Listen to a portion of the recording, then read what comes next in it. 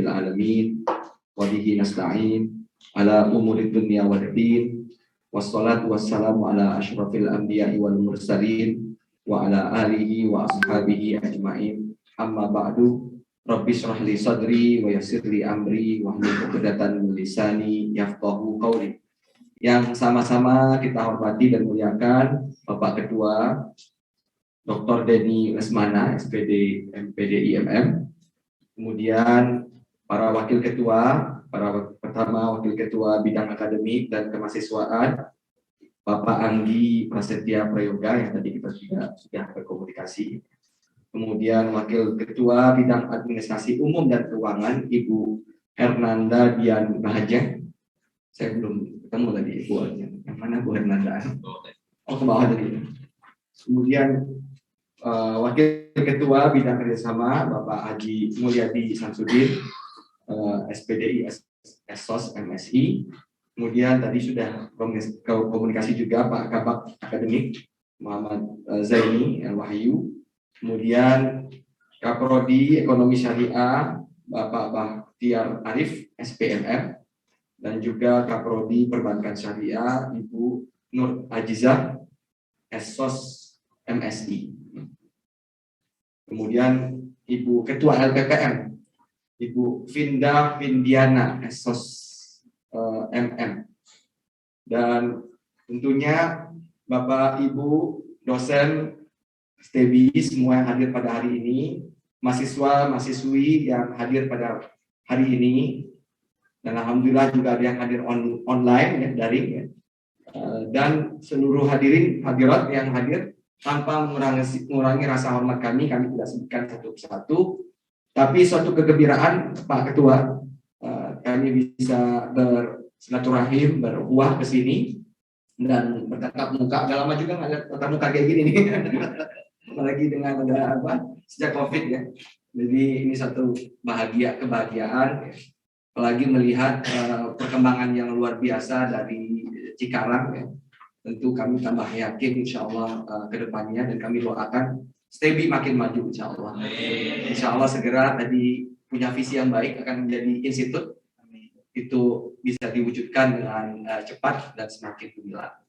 Kami izin ya, memaparkan sedikit materi, jika diperkenankan kami sambil berdiri ya. Tadi slide-nya dikasih. Nah ini pertama kita akan bicara tentang kelembagaan dan ruang lingkup strategis KNEKS. Mungkin tidak banyak juga. Ada yang udah kenal KNEKS belum? Belum ya? Baru pertama kali dengar kan? Nah, ada yang tahu mas siapa ketua KNEKS? Hampir benar. Karena Pak Ma'ruf Amin adalah ketua harian, betul? Atau wakil ketua sekaligus ketua harian. Ketuanya Pak Jokowi. Ya, ketuanya Pak Jokowi, ketua hariannya yaitu wakil ketuanya dan sekaligus ketua harian adalah Pak Ma'ruf Amin. Karena beliau kan memang pertama beliau Bapak Ekonomi Syariah. Beliau memang passionnya di ekonomi syariah. Jadi yang menggawangi keseharian adalah Pak Ma'ruf Amin, betul ya. Nah, lanjut. Nah, sebelum kita bicara tentang KNEKS, ini keadaan ekonomi syariah Indonesia di tingkat global. Sebelum ada KNEKS itu secara landasan hukum dulu namanya KNKS awalnya. Muncul melalui Perpres nomor 91 tahun 2016. Perpres keluar, kelembagaan nggak ada. Di Indonesia wajar biasa suka gitu ya. Dasar hukum ada, tapi munculnya ntar sekian tahun lagi gitu kan. Ya. Dasar hukumnya udah muncul tahun 2016. Ya. Diresmiin lembaganya 2017 di Istana Negara. Ya. Cuma terbentuknya manajemen eksekutif, kemudian keanggotaan baru di awal 2019. Januari 3 2019. Nah, itu perjalanannya. Ya. Nah, sebelum ada KNKS, waktu itu sekarang menjadi KNKS ya. Indonesia itu tidak masuk dalam top 5 dalam ranking-ranking global. 2018 aja masih ranking 10. 2017 ranking 11. Ya. Alhamdulillahirabbil alamin, ya. begitu negara mulai ikut terlibat, kalau dulu kan pengembangan ekonomi syariah siapa yang ngembangin? Masyarakat. Siapa? Mahasiswa justru yang paling menggerakkan ekonomi syariah. Siapa itu? KC-KC di kampus-kampus, ya. Kemudian bentuk FOSE, benar nggak? Ya itu yang harus yang berterima kasih kita pada KC-KC, FOSE-FOSE ini. Kalau nggak gara-gara mereka nggak ada KNKS. Kemudian para KC-KC, FOSE-FOSE ini bersuara, ya. Muncullah IAEI, Ikatan Ahli Ekonomi Islam, muncullah MES duluan ya, MES, kemudian IAEI gitu ya. Baru ketika udah MES, pemimpinnya pejabat, IAEI punya pejabat, baru didengerin nama negara. Dulu negara nggak pernah ikut-ikutan ekonomi syariah. Nah, alhamdulillah ya, karena dari KC-KC yang mendorong di kampus, ya IAEI, negara mulai merhatiin, saya harus turun tangan nih ekonomi syariah. Kalau di Malaysia, tadi kami diskusi, udah sejak tahun 83 diurusin negara. Nah, kalau kita baru tahun 2019 mulai yang efektif ya, walaupun perpresnya 2016. Nah, begitu diurusin, hal pertama yang dilakukan adalah membuat master plan. Mau ngapain nih 5 tahun nih? Itu yang pertama dilakuin. Dan diluncurkanlah master plan ekonomi syariah Indonesia ya di bulan Mei tahun 2019 di kantor Bappenas oleh Pak Presiden. Ya. Jadi sekarang kalau mau tahu apa sih yang mau dilakuin Indonesia dari 2019-2024, terus hasilnya mana? Nah, gitu kan? Kayak sekarang udah ada BSI. BSI mah ujuk kalau kita dimarahin Arteria Dahlan, saya nggak boleh ujung-ujungnya. Nggak boleh bahasa Sunda, Pak. Boleh ya. Apa? Ujuk-ujuk gitu kan? Ujuk-ujuk tiba-tiba ada BSI. Nggak tiba-tiba. Ya. Udah ada dalam master plan. Ya. Kawasan industri halal. Dari mana itu? Udah ada dalam master plan. Tinggal kalau mau tahu master plan-nya itu tinggal pergi ke www.knks.go.id, klik. Nah, mana yang udah kecapai, mana yang belum kecapai, ada semua. Ada juga yang terhambat, itu realitas. Saya harus katakan apa adanya. Apalagi ada COVID kan, ada yang terhambat, ada yang jadi. Sejak ada master dan baru punya master plan itu 112 quick win-nya muncul ya. Tahun 2019 loncat dari nomor 10 ke nomor 5. Karena bagi orang internasional dianggap sudah serius. Sudah serius nih, pemerintah udah turun tangan, udah ada master plan. Kemudian apalagi di tahun 2019 juga setelah master plan, langkah selanjutnya kita buat action plan atau implementation plan. Dari rencana induk itu yang mana yang mau dikerjain 2019, 2020, 2021 sampai 2024. Udah ada detailnya yang mau dikerjain, ya. Itu aja langsung naik. Kemudian mulailah kalau istilah Pak Wapres itu satu persatu netes katanya kalau istilahnya Pak Wapres atau muncul gitu. Nah, BSI muncul, kawasan industri halal muncul, layanan syariah link aja muncul. Ya, sekarang udah tahu kan? Link aja punya layanan syariah link aja, tahu kan? Nah, jadi kalau mau apa-apa sekarang pakai layanan syariah link aja generasi muda nih harus ngelakuin nih, ya. Karena ya itu udah ada pembedanya ya antara yang konvensional dengan yang syariah. Nah, setelah muncul pelan-pelan, maka ranking Indonesia itu naik alhamdulillah. Di tahun 2020 yang terakhir ya 2020-2021 kita sudah berada di posisi alhamdulillah sudah berada di posisi untuk yang State of the Global Islamic Economy Report. Ya. Dan sudah ada top 10 di seluruh sektor. Makanan halal, keuangan syariah, ya, pariwisata ramah muslim, modest fashion, ya, modest fashion malah kita udah 3 besar. Iya, lihat nih. Kalau saya lihat di sini saya bandingkan waktu student saya di Bahrain, kalau student saya di Bahrain itu semua hitam, semua abaya semua. Iya, kalau sini warna-warni, ada yang pakai ini, ada yang pakai ini, pakai jilbab juga macam-macam, ada 99 cara pakai jilbab katanya. Cuma di Indonesia doang tuh. Kalau di Bali hitam semua saya lihat kan. Tahu nggak siapa masyarakat dunia yang paling dermawan? Indonesia. Indonesia. Tepuk tangan dulu. Itu bukan saya yang ngomong, bukan kita ngada-ngada atau klaim. Nggak percaya Google aja. Charities Aid Foundation World Giving Index 2021. Ya, the most generous people on earth kita. Dan kenapa? Ya, dia melihat banget di saat pandemi. Di saat pandemi ini dilihat banget sama peneliti ini, sama indeks ini. Ternyata tuh kita saat pandemi itu justru kita makin dermawan. Nah, makanya menang. Nah, karena menang itu tuh salah satu komponen di IFR itu udahlah kita nomor 1 di dunia. Akhirnya nih bobotnya juga tinggi tuh.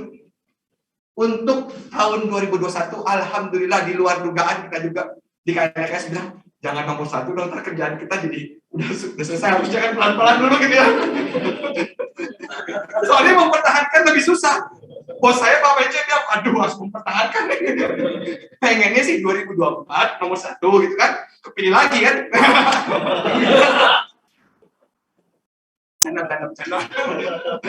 Bercanda. Waduh, dikot lagi. Ya, begitu maksudnya. Nah, tapi di luar dugaan loncat jadi nomor 1 kan. Kita syukuri. Jadi artinya kita harus menjadi motivasi, ya. Itu kita tidak pernah minta, ternyata penilaian mereka begitu, ya. Jadi alhamdulillah kita jadi nomor 1, berarti kita harus mempertahankan. Dan mempertahankan ini tidak mungkin negara sendiri. Harus bersama-sama. Harus Bapak sama-sama. Nah, ini kemudian di Islamic Finance Development Indicator, ini nggak ada di sini, kita masuk nomor 2. Dan dalam Global Islamic Fintech kita masuk nomor 4. Alhamdulillah sekarang Indonesia itu di semua ranking top 5.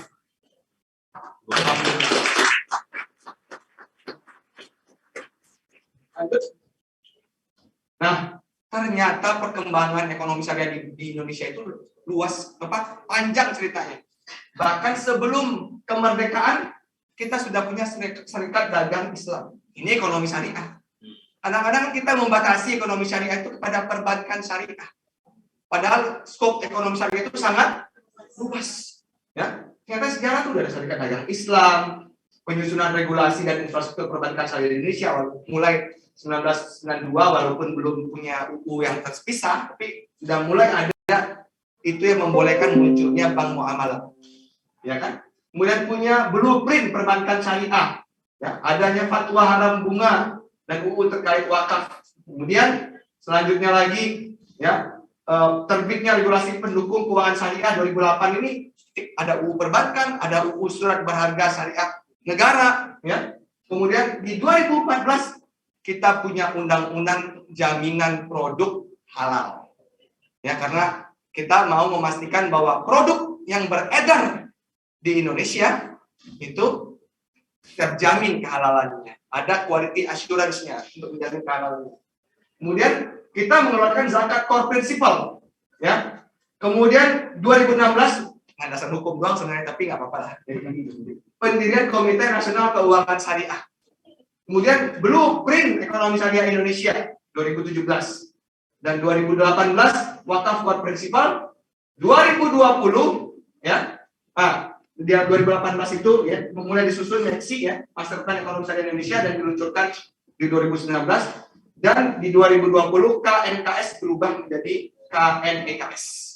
Ya, jadi di tahun 2020 karena skop kerja KNKS itu tidak lagi keuangan, tapi juga termasuk ekonomi, diubah melalui Perpres 28 tahun 2020 menjadi KNEKS, tambahin E, ekonomi. Lanjut. Tadi diulang lagi, ya. Lanjut aja deh. Nah, dari master plan yang besar tadi, yang gede tadi, kita turunkan ke rencana aksi atau action plan atau implementation plan. Dalam implementation plan itu ada 47 inisiatif strategis dengan 15 tema strategis. Ya. 47 itu terbagi kepada 11 inisiatif strategis berkaitan dengan pengembangan industri halal. 11 inisiatif strategisnya. Ya. Kemudian ada 8 inisiatif strategis yang berhubungan dengan pengembangan keuangan syariah. Ya. Kemudian ada 10 inisiatif strategis yang berkaitan dengan literasi, ya, promosi dan hubungan strategis. Kemudian ada 7 inisiatif strategis yang berkaitan dengan pendidikan dan riset, ya, pengembangan SDM dan riset. Dan kemudian 47 inisiatif strategis ini diturunkan ke dalam 30 program prioritas. Ya, 30 program prioritas, 8 terkait industri produk halal, 8 industri keuangan syariah, 4 pengembangan dana sosial syariah, 5 perluasan kegiatan usaha syariah, 5 pengembangan infrastruktur ekosistem syariah. Lanjut. Nah, ini fokus pengembangannya, ya. Ada yang berkaitan dengan pengembangan infrastruktur dan klaster industri halal sebagai kontributor penting negara ekonomi nasional. Kemudian quick win-nya apa? Kemudahan dan pembinaan sertifikasi halal untuk UMK. Alhamdulillah dengan adanya UU jaminan job creation, cipta kerja, ya, omnibus law cipta kerja, kemudian diturunkan melalui PPPP, ya. Sekarang ditargetkan proses sertifikasi itu 21 hari kerja, lebih pendek, ya. Kemudian penguatan bisnis proses dan digitalisasi proses sertifikasi jaminan produk halal nasional, kodifikasi produk halal dan data perdagangan nasional untuk membangun halal traceability. Kadang-kadang kita, ya, mengekspor ke luar negeri misalnya, nggak tahu ini produk halal atau bukan. Sekarang sudah mulai kita benahi, ya, supaya tahu, ya, terhitung berapa produk halal yang diekspor, yang walaupun ada yang diimpor masuk, itu sekarang dibenahi. Jadi sehingga nanti bisa tercatat. Nah, juga ada beberapa quick win mengimplementasi skema kerjasama pemerintah badan usaha syariah dalam peningkatan pembiayaan syariah dan proyek-proyek nasional. Kemudian mendorong pengembangan layanan syariah dana pensiun. Alhamdulillah kalau untuk ini layanan syariah dana pensiun di tahun lalu, tapi masih piloting di Aceh. Kenapa di Aceh? Ada tahu nggak? Karena di Aceh mulai tahun ini, Januari ini, sudah berlaku konun lembaga keuangan syariah. Di Aceh mulai Januari ini, semua lembaga keuangan di Aceh harus syariah. Jadi itu kan paling mudah pilotingnya di Aceh. Maka di tahun 2021 sudah diluncurkan layanan syariah BPJS Ketenagakerjaan. Jadi tahun 2023 kita targetkan di roll out ke seluruh Indonesia. Kalau Bapak Ibu peserta BPJS Ketenagakerjaan sudah bisa menjadi peserta yang syariah di tahun 2023. Sekarang yang di Aceh sudah semua. Kenapa kita piloting di Aceh? Karena didukung oleh Perda. Kalau kita Perda, kalau mereka bilangnya konun, ya. Perda, ada Perda, kalau di situ konun di Aceh, ya. Nah, karena itu maka muncullah layanan syariah dana pensiun dalam bentuk layanan syariah BPJS Ketenagakerjaan. Terus mendorong pengembangan sistem integrasi dan pelaporan data wakaf nasional masih berjalan, mendorong pengembangan BMT di pesantren, kemudian pembinaan dan peningkatan skala usaha UMK nasional, akselerasi digitalisasi informasi dan usaha syariah, pusat data ekonomi syariah. Nah, ini sudah selesai. Peta jalan pengembangan SDM unggul dan manajemen talenta bisa di-download juga di website kami. Nomor 2 juga sudah selesai. Kerangka riset nasional ekonomi syariah dan sains halal dan harmonisasi peraturan perundang-undangan terkait hukum ekonomi syariah masih berjalan yang nomor 3. Next. Nah, ini struktur KNEKS. KNEKS dulunya KNKS, ya. Bedanya cuma keuangan dan ekonomi aja. Nah, kalau KNKS dulu anggotanya hanya 10 menteri. Sekretarisnya dulu KNKS adalah Menteri PPN, Kepala Bappenas, ya.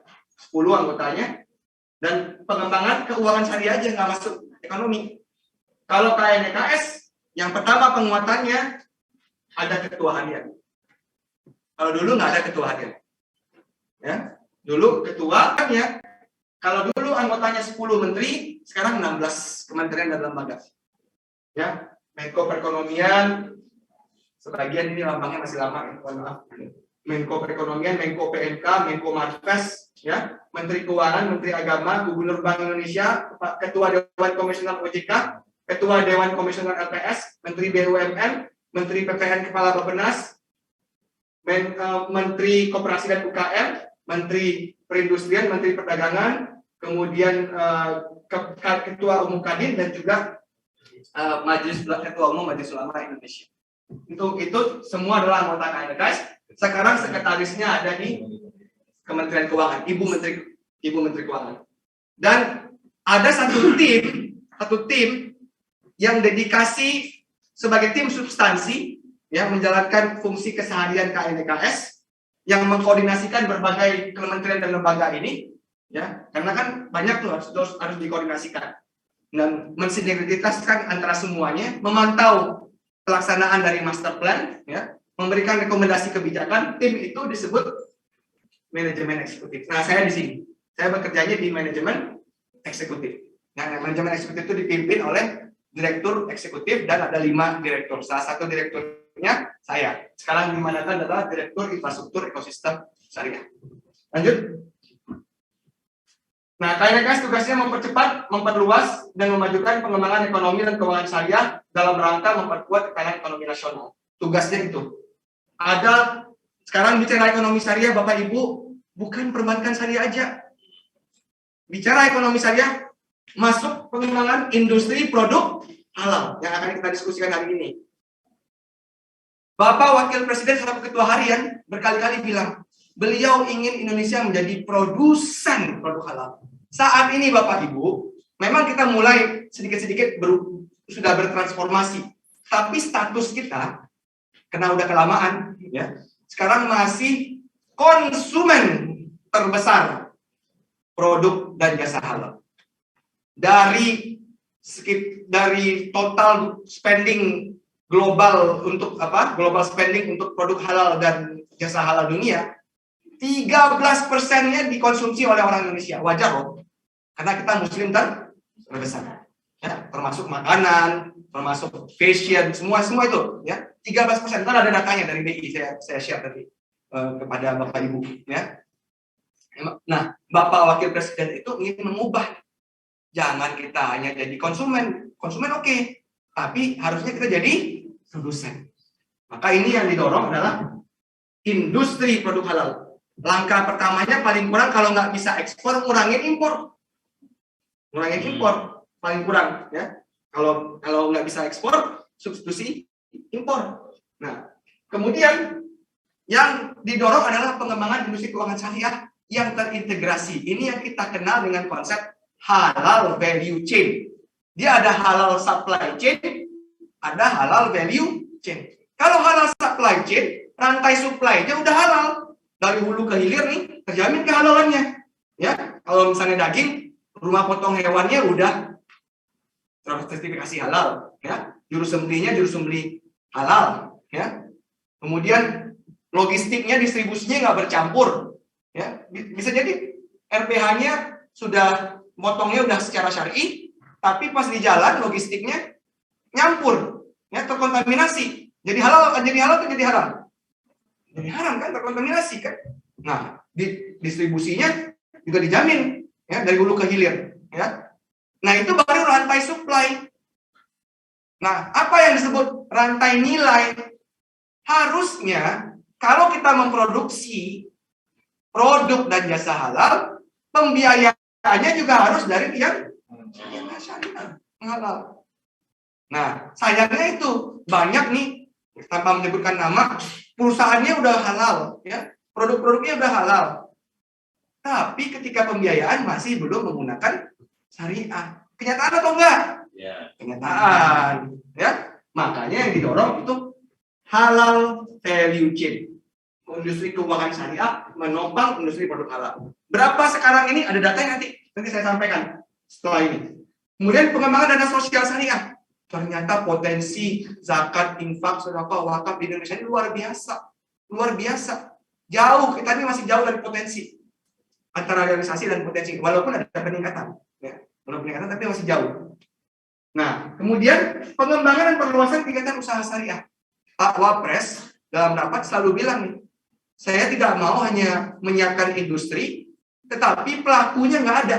Kira-kira industrinya misalnya nih kayak kawasan Cikarang ini, contoh ya, banyak industri, pelakunya nggak ada. Kira-kira gimana? Mati, ya kan? Ya. Nah, Pak Wapres pengen disiapkan industrinya, diperkuat pelakunya. Ya, pelakunya diperkuat. Katanya istilah beliau kan istilahnya keren-keren tuh, kayak netes tadi ya. Saya masih ingat istilah beliau. Jangan ada bis penumpang nggak ada. Kata beliau. Keren kan? Ya. Ada bis penumpang mesti ada dong. Penumpangnya itu adalah jadi harus diperkuat pelaku-pelakunya. Maka kok ruang lingkupnya jadi pengembangan dan perluasan kegiatan usaha syariah. Lanjut.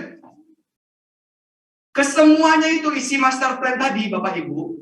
Tujuan kita adalah untuk mewujudkan apa yang kita sebut ekosistem ekonomi dan keuangan syariah. Jadi ekosistem yang mau kita bangun nih. Kita nggak bicara mau tidak hanya bangun perbankan syariah, tidak. Tidak mau membangun asuransi syariah, tidak. Tidak hanya industri halal, tidak. Tapi semuanya ekosistem yang kita bangun. Mulai dari mana nih? Ini agak susah menjelaskannya, tapi saya mencoba menjelaskannya dari piramida ini. Tujuan dari ekonomi syariah itu kan kita ingin menciptakan maslahah, ya.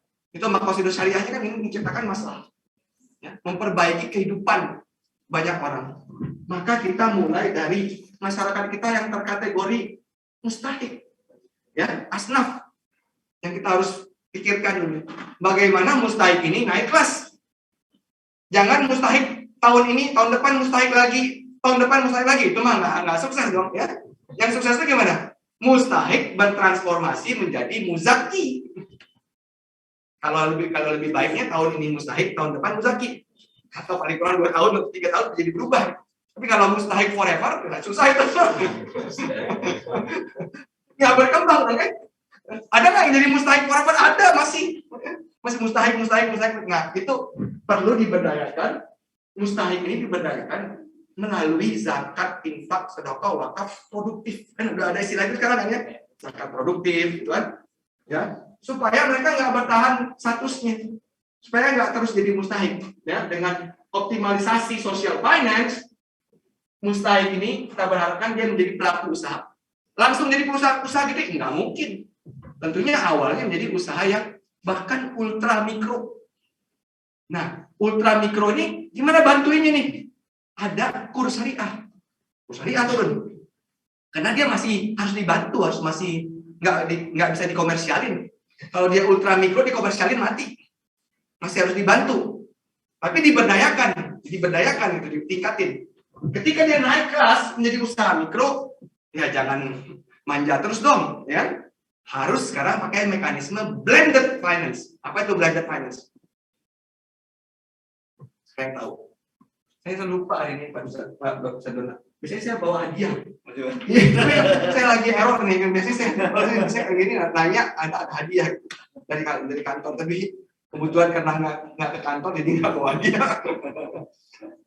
Apa itu blended finance? Siapa yang tahu? Ayo, blended finance apa? Boleh Google kok nggak apa-apa. Kalau mau Google juga nggak apa-apa. Blended finance. Ayo.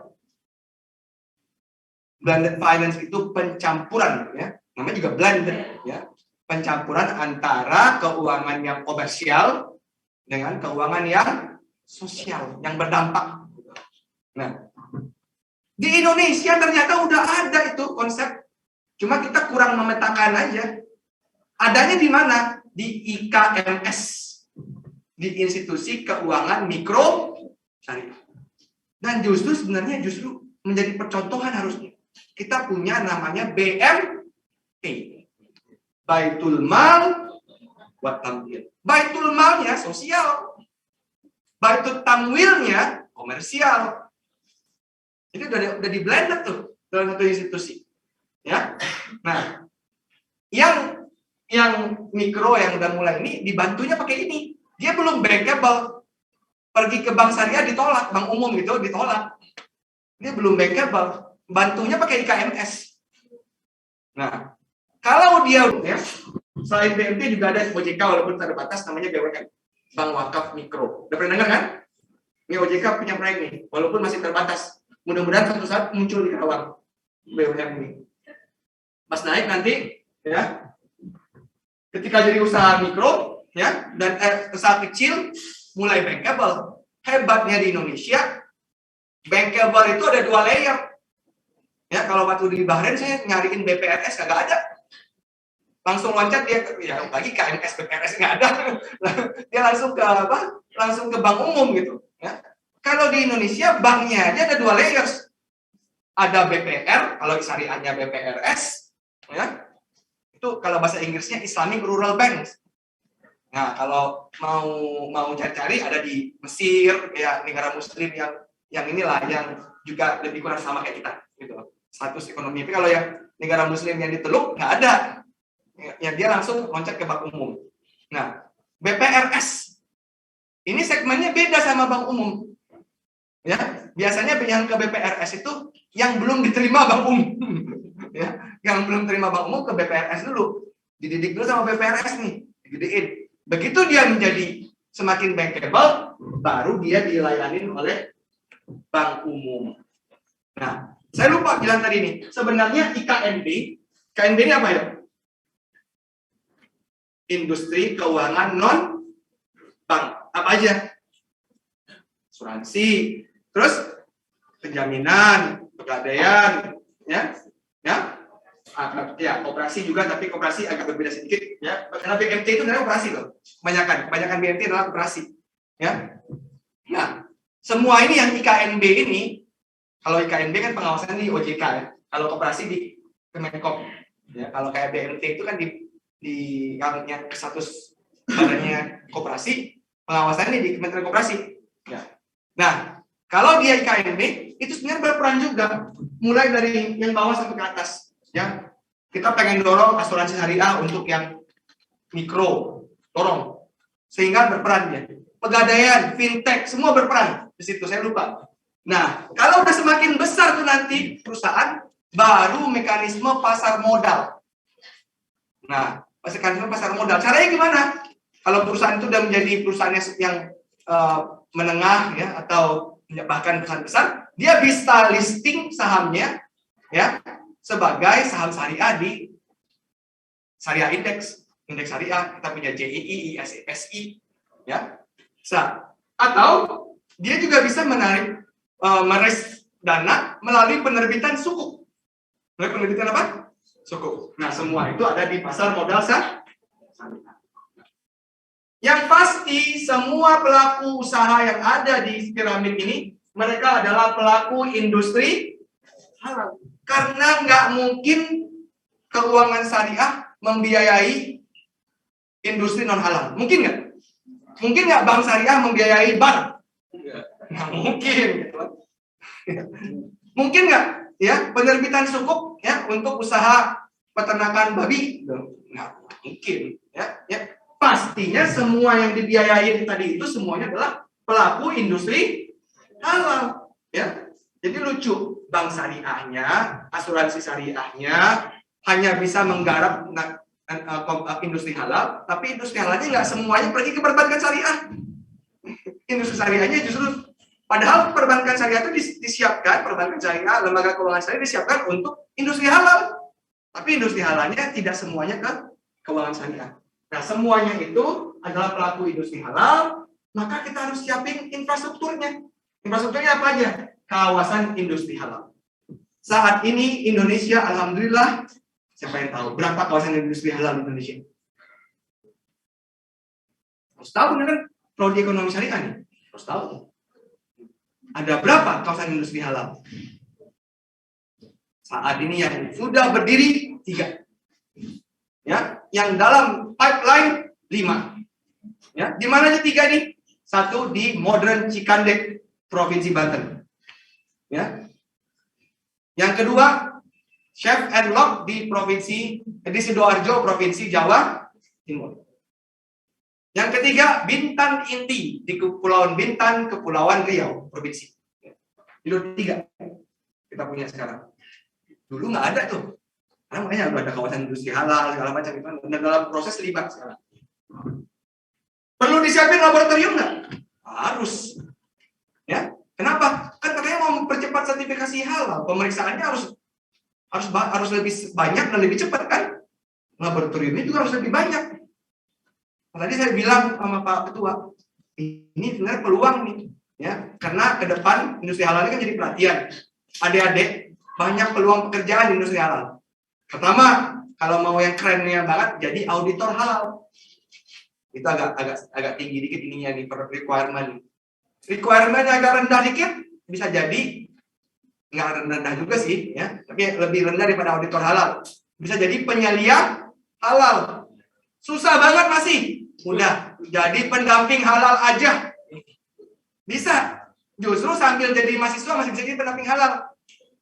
Dapat tambahan juga ya uangnya. Susah lagi ya udah jadi juru sembelih halal. Bisa.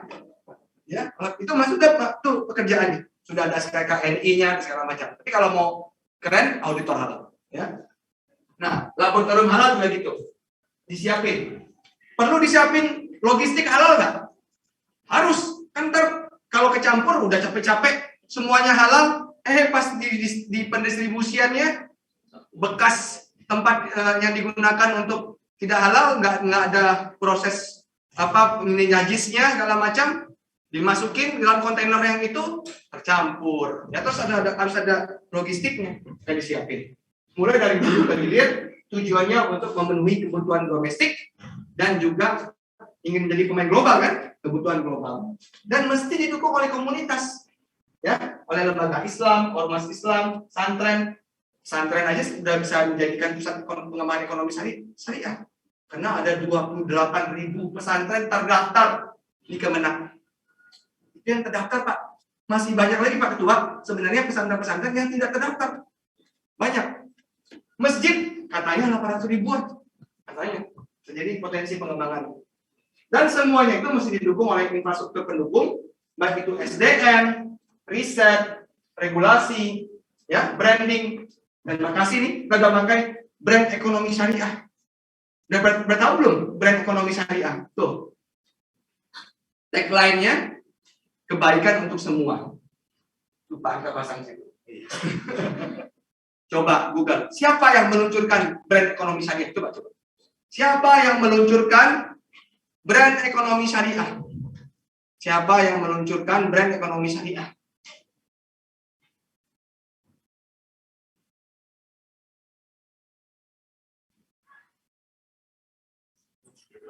Siapa? Pak Presiden. Gila ya, Pak Presiden kecampur sampai ngeluncurin brand ekonomi syariah.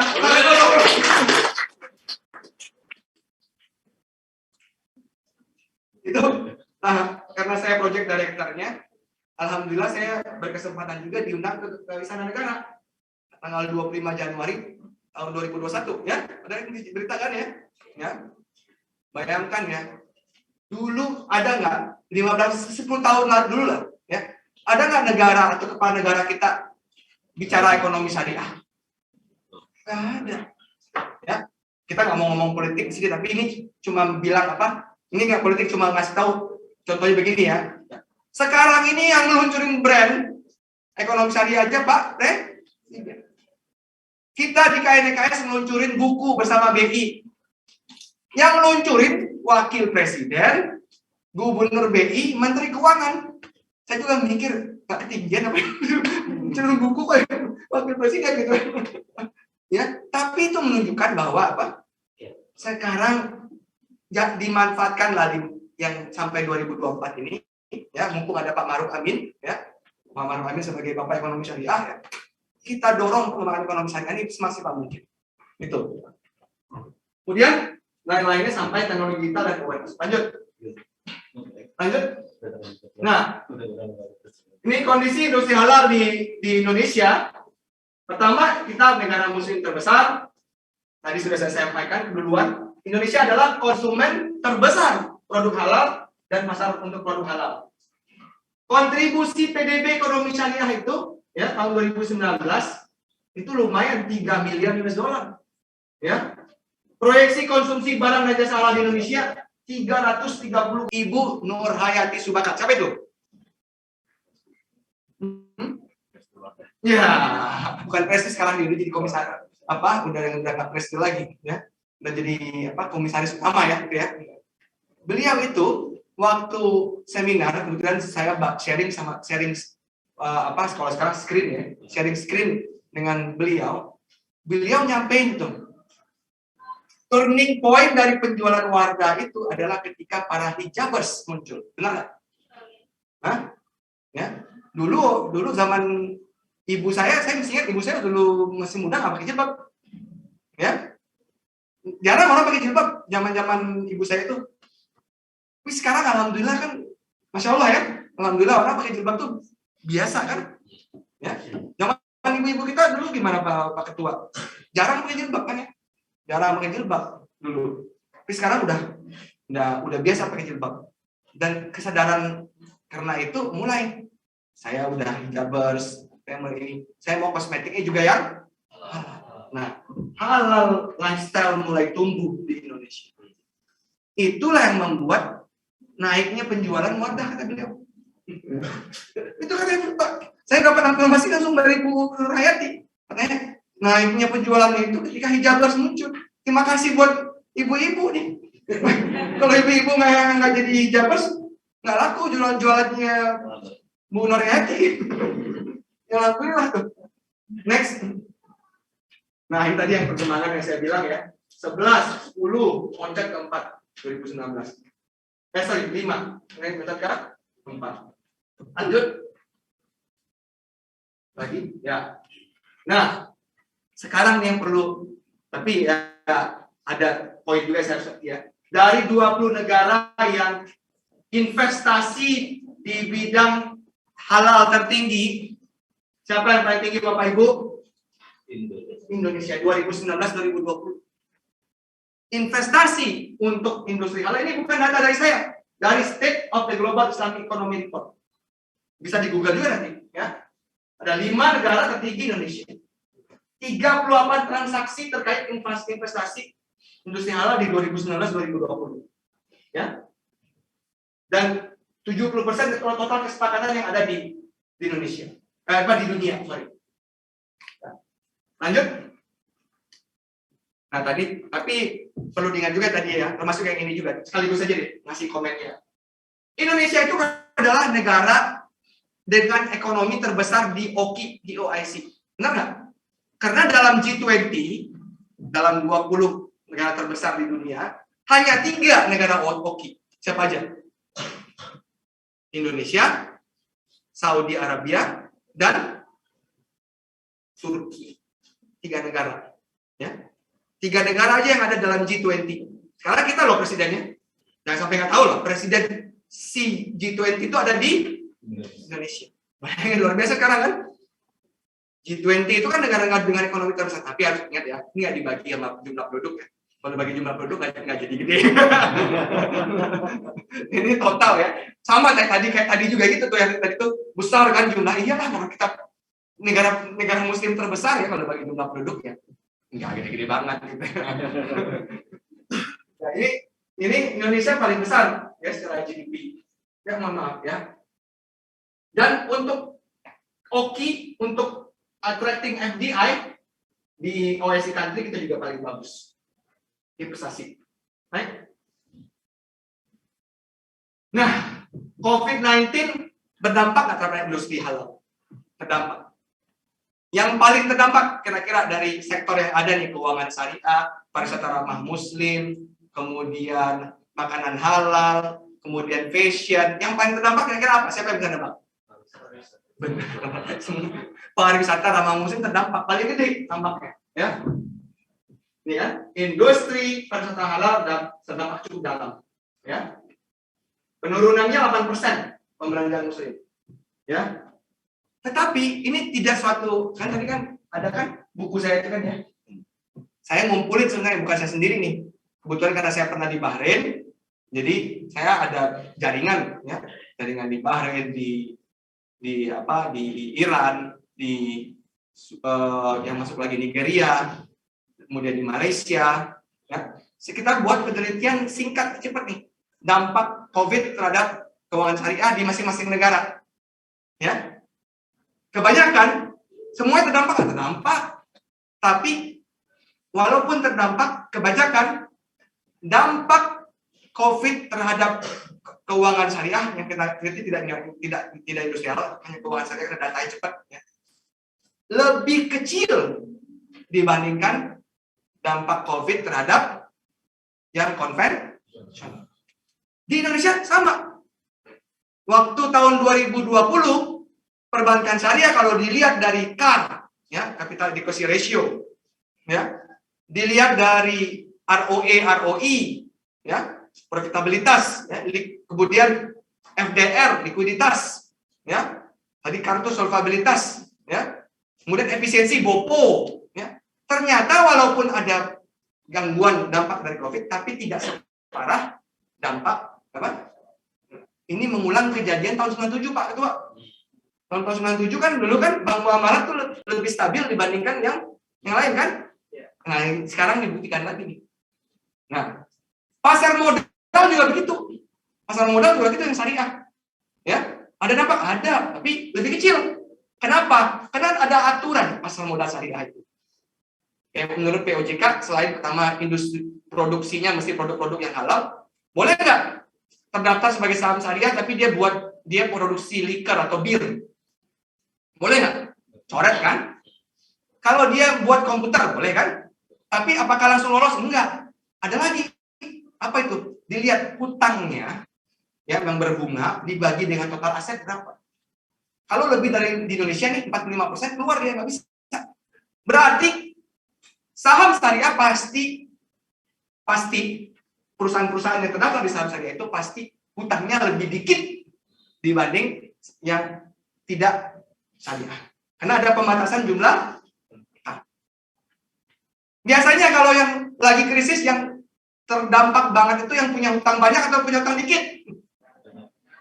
Pasti yang punya hutang banyak, pusing gak tidur. Benar nggak? Bayangin ya, kalau krisis sadana utang banyak, waduh, hidup nggak bisa tenang itu, ya. Nah, karena ada pembatasan itu, ya, karena utang nggak boleh banyak-banyak, ya. Syariah walaupun usahanya udah halal, tapi utangnya banyak nggak lolos syariah kan? Tapi dibatasi tuh, pakai itu pembatasan siapa yang ngeluarin? POJK, Fatwa MUI, Fatwa DSN MUI, kemudian di POJK-in, ya. Nah, jadi karena dia utangnya nggak banyak-banyak banget, dia lebih stabil. Nah, ternyata itu hikmahnya tuh, ya. Dia lebih stabil juga. Next. Lanjut.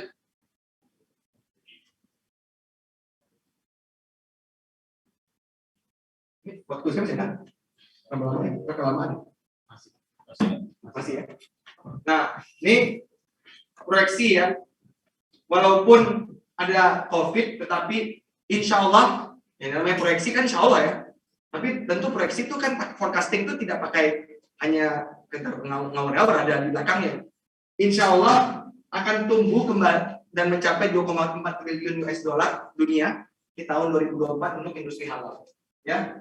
Dan ada beberapa peluang di tengah pandemi, yaitu yang terkait dengan digitalization.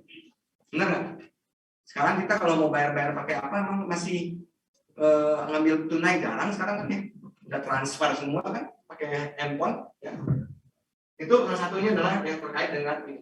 Halal products juga begitu, ya, terutama yang makanan dan minuman. Karena ternyata kalau bicara halal dan thayyiban, itu tidak hanya sekedar halal, tapi juga menyehatkan gitu. Dan sekarang yang dibutuhkan sejak pandemi ini sesuatu yang menyehatkan. Nah, ini peluang. Lanjut. Nah, ini saya mau bilang. Pangsa pasar industri halal nasional terhadap global menunjukkan bahwa Indonesia adalah pemimpin terutama pada industri makanan dan minuman. Total pangsa pasar di sektor ini mencapai 13%. Bayangin, 13%. Ya, 13% dari total konsumsi makanan dan minuman halal di dunia itu ada di bakso Indonesia, somai, batagor, nah gitu. 13%. Itu bukan data saya tuh, dari BI, ya BI yang ngeluarin. Ya, lanjut. Nah, dan masih diperkirakan akan naik nih. Yang namanya makan, mau pandemi juga tetap Nah, saya buka rahasia ya. Saya gara-gara pandemi punya perut banyak konsumen, insya Allah fashion ya. Fashion itu at the end ya. Kita tetap butuh fashion walaupun terdampak. Insya Allah kedepannya trennya fashion itu akan naik kembali. Sayang sekali loh, fashion muslim itu ternyata yang menguasai bukan orang kita. Pergi deh ke apa? Ke Mekah Madinah. Pakai fashion muslim made in Cina. Nah itu kayak harus ini. Karena mau kita sholat made in Cina. Ya itu yang perlu didorong ya. Fashion design Indonesia sangat terdampak dari pandemi ya. Tentu juga ya, tapi insya Allah kedepannya ada peluang. Next. Nah ini program kerja nih Pak Wapres kita ya, Pak Kiai Haji Ma'ruf Amin bilang 4 langkah strategis untuk menguasai pasar produk halal, mengembangkan riset halal dan meningkatkan substitusi impor. Kedua, membangun kawasan halal yang terintegrasi dengan fasilitas logistik halal, kawasan industri halal. Membangun sistem informasi halal termasuk mempercepat proses penyelesaian sertifikasi halal. Meningkatkan kontribusi produsen-produsen produk halal baik skala mikro, menengah dan besar untuk ekspor produk halal ke seluruh dunia ya, atau yang kita kenal dengan global halal value chain. Lanjut. Nah, ini tadi kita sudah punya Permen peraturan Menteri Perindustrian tentang kawasan industri halal ya, nomor 17 tahun 2020. Tahun 2020 muncul Permen, sekarang tahun 2002 Januari udah punya 3 kawasan industri halal. Cepet kan? Ya, Permen ini muncul tahun 2020. Nggak lama kemudian sekarang ada 3 punya kita. Ya, kriterianya apa? Memiliki izin usaha tentu ya. Ini punya rencana hidup wajib ya. Master plan kawasan industri halal harus ada lab halal, harus ada lembaga pemeriksa halal di dalamnya. Kalau nggak siapa yang mastiin halal atau enggak? Nggak tahu, ntar steady yang bisa jadi salah satu lembaga pemeriksa halal. Instalasi dan pengelolaan air baku, kantor pengelola ya ini ya. Sistem manajemen halal. Sistem manajemen halal itu apa? Penyedia halal, auditor halal, semua itu ada di situ ya. Maksud saya bukan sistem, tim. Salah. Tim manajemen halal maksud saya tadi ya. Ya. Next.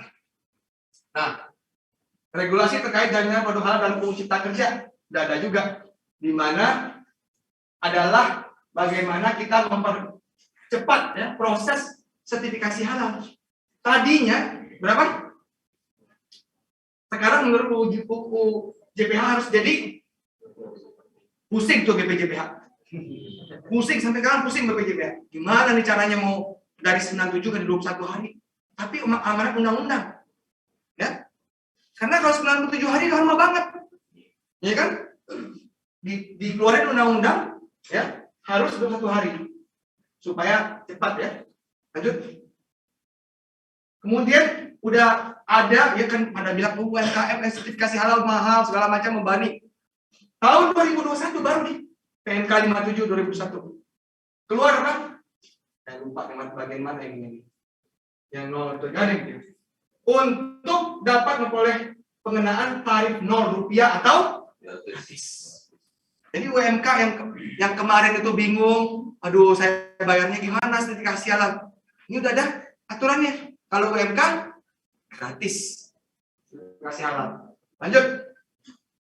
Tapi mungkin gini ya, kan saya juga pernah tuh, Pak, ada Pak di lapangan, masalah di Indonesia ini antara regulasi sama lapangan kadang-kadang memang ada berbeda juga gitu. Tapi kan saya kan nggak sampai ke situ banget gitu kan. Di lapangan ada yang minta gitu kan. Ya itu ya proses lah mungkin ya. Manusia banget gitu ya. Katanya kan banyak juga yang harusnya gratis ya. Nah, pernyataannya ya ada ininya dikit gitu. Enggak. Iya, pelicinnya itu tapi itu di luar pembahasan saya tidak mau tahu. Itu ada itu yang protes Pak sama saya Pak gitu batu. Pak, UMK masih ini. Waduh saya nggak tahu, saya nggak ngerti kalau itu mah udah kalau kalah lah. Nah ini tadi nih ya jumlah produk yang sudah sertifikasi halal segini perkembangannya ya. Kemudian pelaku usaha yang ini sudah ada 226 auditor yang sudah mengikuti pelatihan, ya, dan 91 auditor sudah resmi ya. Ini hanya 226 auditor sudah resmi juga. Mudah-mudahan bertambah dari STEBI nanti. Auditor halal. Nah, ini 20 tahapan sertifikasi halal diperpendek menjadi 1 hari kerja. Lanjut. Saya lupa tadi. Baik lagi dari sebelumnya. Ini sekarang ya LPH kita ya. LP POM UI yang paling terkenal, Skupindo, dan Surveyor Indonesia. Ada 3. Dan dalam proses dapat izin tapi belum jalan 9. Ya, lanjut. Kemudian tentang sertifikasi halal, ya, pertama dalam untuk UMK 64 juta, kualitasnya belum merata, kapasitas LPH dan auditor yang belum sebanding. Jadi adik-adik mahasiswa, ya, auditor sama jumlah auditor dengan jumlah yang harus disertifikasi, auditornya sangat minim. Memang nggak gampang sih dapat auditor ya. Tapi saya juga nggak bilang nggak mungkin. Mungkin nggak Pak? Mungkin kan? Kan ada ininya, manjaddah wajad. Ya, manzara'ah hasad. Ya, siapa yang menanam dia akan menuai. Ya. Jadi udah usahain aja. Jumlah auditor halal itu masih kurang. Dan keperluannya jelas nih. Keperluannya jelas kenapa? Karena ada undang-undang. Undang-undang jaminan produk halal wajib disertifikasi halal. Jadilah auditor, ya, penyelia, ya. Dan ini LPH dan auditor yang belum sebanding dengan jumlah UMK. UMK yang nanti mau disertifikasi 64 juta. Auditornya masih ratusan. Ya kan? Banyak kan peluang ya? Next. Nah, ini fokus sektor pengembangan sektor halal. Nanti dibaca aja ya kepanjangan. Sektor farmasi, lanjut. Sektor pariwisata ramah muslim, fashion muslim, media dan tradisi halal. Baca ini apa aja ini fokusnya. Ya, lanjut. Nah, ini program kerja KNEKS untuk pengembangan industri produk halal, pengembangan infrastruktur dan klaster industri halal sebagai kompetitif ekonomi nasional, pengembangan standar halal atau halal assurance system yang komprehensif, dan meningkatkan kontribusi industri halal terhadap neraca perdagangan. Nah, capaiannya ini, membangun zona industri dan kawasan industri halal. Udah ada belum? Udah muncul kan? Ya. Pengembangan pariwisata ramah muslim sudah mulai. Ya. Program sertifikasi halal produk ekspor sudah mulai. Pengembangan halal port, lapangan udara, pendirian LPH udah 3 sekarang LPH-nya. Ya. Mulai pengembangan industri kesehatan syariah. Sekarang ini lagi digelar-galakan ya rumah sakit syariah. Dan salah satu percontohan, memang udah ada sih, udah banyak. Ternyata di Bandung tuh di Salman, ya RS-nya lupa saya, di ITB itu. Ya. Kemudian modernisasi rumah potong hewan. Kemudian program menuju usaha mikro dan kecil bersertifikasi halal. Lanjut. Ini kawasan industri halal tadi ya. Maret 2021 3 kita punya Modern Cikande, Set and Lock, Bintan Inti. Lanjut, ini yang lain-lain tadi ya. Harapan kelola KIH masih ada harapan. KIH udah muncul, masih ada harapan. Masih kerjanya masih banyak ya. Kemudahan layanan perizinan, cetak fiskal, ya. Peran pemerintah aktif dalam investor, kemudian akses pembiayaan dan lain-lain. Ini harapan dari pengelola. Lanjut. Inisiatif regulasi tertentu yang telah diberikan pemerintah dalam mendorong industri halal nasional. Ini yang tadi yang 0 rupiah dari PMK, ya, peraturan Menteri Keuangan, ya. Kemudian pemberian pengurangan penghasilan bruto atas kegiatan penelitian. Jadi kalau perusahaan punya kegiatan penelitian dan pengembangan, termasuk penelitian dan pengembangan terkait industri halal, bisa ya mendapatkan pengurangan penghasilan bruto kena pajak. Itu udah ada PMK-nya. Saat ini untuk laboratorium BRIN, ada BRIN nggak? Siapa yang tahu BRIN? Sekarang ini kan kementerian, dulu kan kita punya Kementerian Riset dan Teknologi, ya, serta kalau dulunya lagi ada pendidikan tinggi, Kemenristek Dikti dulu namanya kan. Kemudian dibuang diktinya dibalikin lagi ke ini. Jadi Kemenristek nggak cukup lagi sekarang dihapus lagi, risteknya dimasukin ke Kemendikbud. Tapi panjang ke Kemendikbud Ristek. Ya, panjang sekarang kan. Sekarang ada di sesuatu institusi yang mega juga. Meganya kenapa? Justru setiap balit bank dari pusing juga tuh. Balit bank dari semua kementerian dan lembaga itu disatuin. ya, LIPI, Balitbang kementerian, termasuk Kementerian Agama, satuin dari satu lembaga, namanya apa? BRIN. Kepalanya setingkat menteri loh. BRIN itu apa? Badan Riset dan Inovasi Nasional. Ya. BRIN punya program, ya, adalah membuat lab bersama dan factory sharing bersama. Ya, lab bersama dan factory bersama yang akan insya Allah diresmikan di awal tahun 2022. Target kita Maret. Kalau meleset April, mudah-mudahan. Ya. Kemudian pemerintah udah ngeluarin permen tadi kan yang tentang kawasan industri halal kan? Itu kan bukti data pemerintah dukung juga, ya. Dan lain-lainnya. Dan juga sudah memiliki unit baru di Kementerian Perindustrian sekarang Bapak Ibu. OJK sudah ada Departemen Pengawasan dan Pengembangan Perbankan Syariah. Ada Departemen IKNB Syariah, ada Direktorat Pasar Modal Syariah, ya, ada direktorat maksudnya tadi, bukan departemen, salah, direktorat semuanya. Itu artinya OJK udah serius untuk main ini. BI punya Departemen Ekonomi dan Keuangan Syariah. Kementerian Perindustrian punya pusat pengembangan pemberdayaan industri halal, ya. Kemudian di Kemenko Perekonomian ada Keasdepan Keuangan Syariah. Jadi sekarang kementerian dan lembaga itu punya unit-unit khusus. Kalau Kemenak jangan ditanya. BPJPH itu di Kemenak. Badan Penyelenggara Jaminan Produk Halal. Itu Kemenak. Ya. Nah, itu semua sekarang udah mulai nih. Next, lanjut. Kepanjangan, lanjut lagi. Nah, Unilever perusahaan multinasional, ya, sudah mendirikan Muslim Center of Excellence, ya, pada 8 April 2021 untuk memperkuat komitmen penerapan sistem jaminan halal. Jadi halal itu bukan hanya orang Islam, perusahaan multinasional juga ikut. Nah, ini sekarang udah menjadi isu global, ya. Jadi ini, nah, kalau mau baca lebih lanjut, Google aja, ada berita-beritanya. Lanjut. Nah, ini pelaku industri halal itu bisa dilihat ya, Unilever, yang multinasional, Indofood, ya, yang juga sudah ada di mana-mana, ya, dan lain-lainnya. Lanjut. Nah, juga ini ya, ini lanjut aja lah, ya, lanjut aja. Nah, ini riset mungkin pusing nanti banyak diskusi. Lanjut lagi, ya. Kita juga fokus sedikit, saya cerita lagi kayak riset tadi.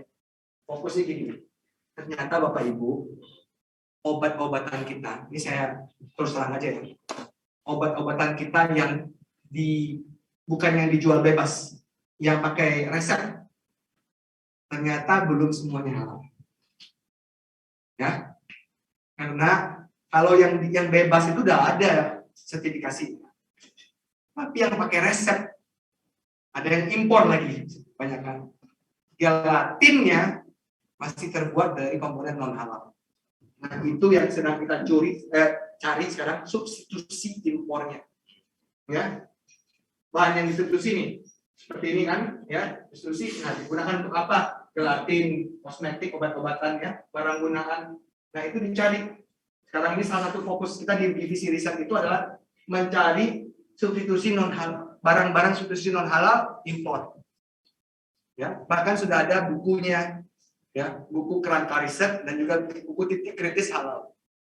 Lanjut. Ini tadi udah saya jelasin, nggak usah. Halal marketplace tadi saya udah jelasin tentang layanan syariah. LPH juga udah saya ini. Bahkan untuk sebelumnya untuk memandu Pemda mengembangkan, kalau Pemkab Bekasi mau mengembangkan Muslim traveling, ya, Muslim friendly traveling, ya. Udah ada template memandu Muslim traveler, tinggal diambil aja di KNKS, ya, di websitenya. Lanjut. Riset inovasi halal sudah saya diskusikan tadi. Lanjut. Nah, Bapak Ibu peneliti, kalau mau meneliti ekonomi lingkungan syariah yang sesuai dengan kebutuhan industri dan sesuai dengan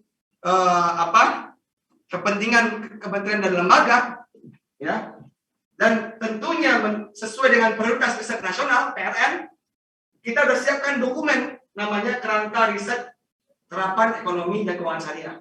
Lihat di website, ambil tema-temanya ada. Jadi mudah-mudahan kalau Bapak Ibu peneliti pakai tema-tema itu, risetnya nanti tidak hanya jadi skripsi atau jadi jurnal, dipakai oleh pemangku kepentingan.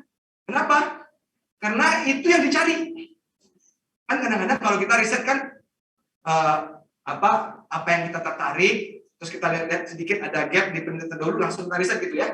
Tapi belum tentu itu diperlukan oleh kementerian dan lembaga, belum tentu diperlukan oleh industri.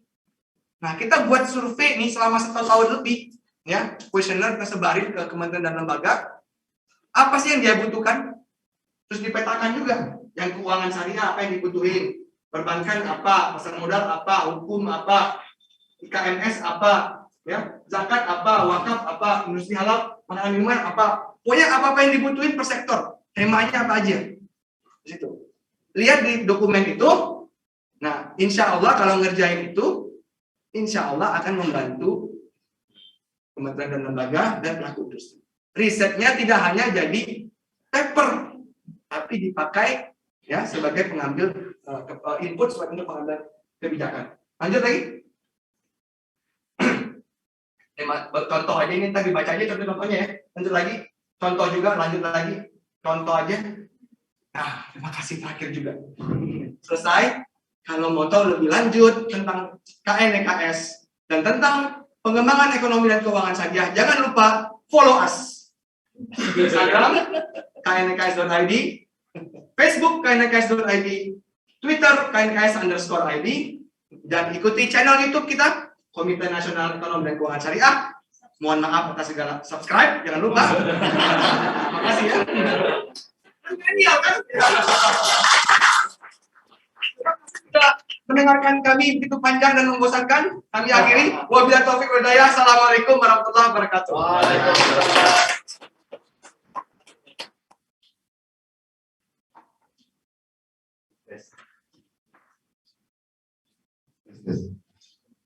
Baik, terima kasih Prof. Sultan Amir Hidayat atas pemaparannya yang panjang kali lebar sama dengan luas gitu.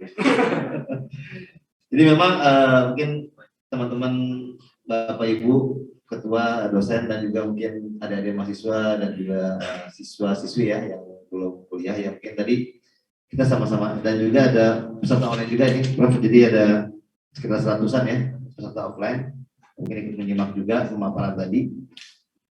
Jadi mungkin sama-sama kita ketahui ya, pertama mungkin baik kami selaku mungkin pihak Sivitas Akademika maupun dari teman-teman dari terutama adik-adik ya selaku generasi muda sebagai penerus estafet bangsa ini ya, kita sudah sama-sama tahu bagaimana Indonesia ini memiliki potensi untuk mengembangkan industri halal tadi gitu ya. Kita merupakan negara dengan penduduk terbesar, muslim terbesar di dunia, dan saat ini pun perhatian dunia sudah mulai concern atau hirau dengan aspek-aspek yang berkaitan dengan industri halal gitu ya.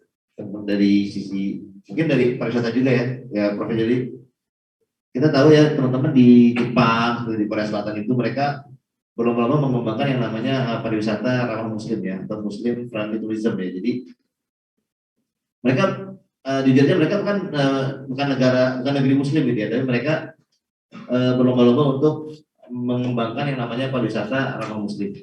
Nah, artinya apa? Artinya bahwa industri halal ini adalah sesuatu yang cukup prospektif ya di masa depan, cukup memiliki potensi yang bagus dan cukup memberikan peluang bagi kita semua gitu ya.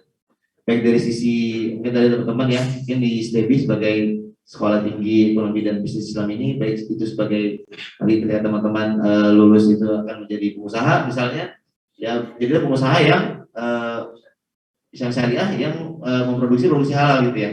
Ataupun mungkin ada yang ingin bekerja ya, tadi sudah disebutkan oleh Prof. Emir ya, ada peluang-peluang pekerjaan seperti misalnya auditor halal ya, penyelia halal, atau mungkin ada pendamping halal, dan juga ada juru sembeli halal gitu ya. Jadi insya Allah industri halal ini semakin berkembang di masa mendatang gitu. Amin. Amin. Kemudian mungkin sebagai penutup mungkin ingin mengutip tadi pendapat perkataan dari Prof. Emir bahwa ketika Ibu Nur Hayati Subarkat ya itu menyatakan bahwa turning point dari Wardah itu adalah ketika halal lifestyle mulai tumbuh di Indonesia, terutama dengan munculnya para hijauer gitu ya. Nah, mungkin ada satu poin yang bisa kita ambil sama-sama, Prof. Jadi bagaimana kita mungkin kita bisa mungkin pertama kita harus luruskan niat dulu, Prof.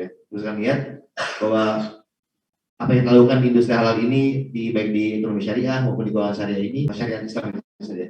Kita selaku muslim itu kita harus menjalankan syariat Islam sehingga niatkan pertama untuk mencari ridha Allah Subhanahu wa taala. Nah, mungkin itu yang bisa saya ambil. Jadi ketika wadah itu mulai Ibu Nur Hadi sebagai itu berkomitmen untuk memberikan produk yang halal gitu ya. Ya alhamdulillah ada mungkin dalam tanda kutip pertolongan Allah Subhanahu wa taala gitu ya. Sehingga sekarang menjadi sebuah perusahaan kosmetik yang cukup diperhitungkan ya, baik di lokal maupun di global, secara global. Baik teman-teman, mungkin ada yang ingin didiskusikan mungkin ya dengan Prof. Emir ya, mungkin ini sebuah momen yang langka ya. Ada dari Direktur Ekosistem Infrastruktur Ekosistem Syariah. Silakan jika ada yang ingin ditanyakan, baik dari peserta offline maupun peserta online ya. Mungkin yang ada yang ingin tanyakan.